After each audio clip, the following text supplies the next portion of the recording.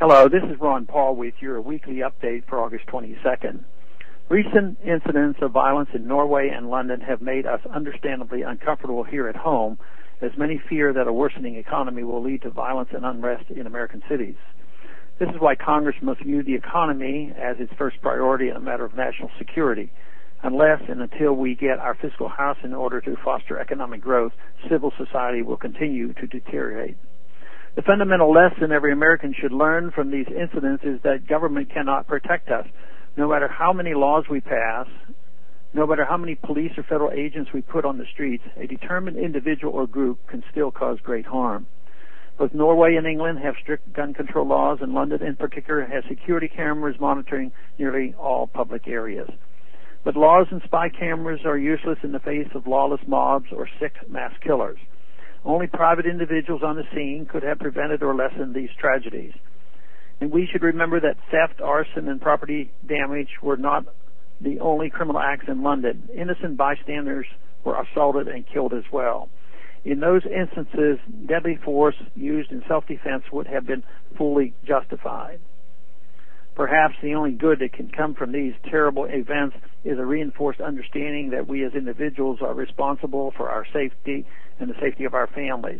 This means, frankly, that we must own and wisely use firearms to deter or prevent criminal assaults on our homes and persons. It is absurd to think police or government agents can protect 310 million Americans around the clock.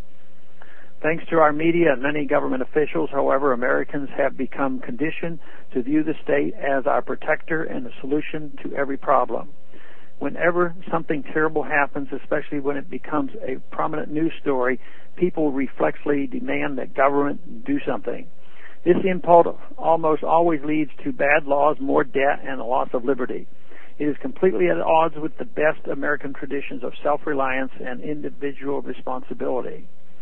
Do we really want to live in a world of police checkpoints, surveillance cameras, and metal detectors?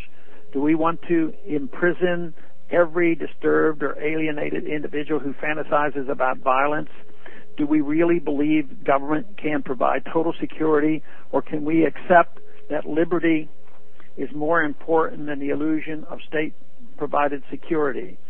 Freedom is not defined by safety. Freedom is defined by the ability of citizens to live without government interference unless they use force or fraud against others.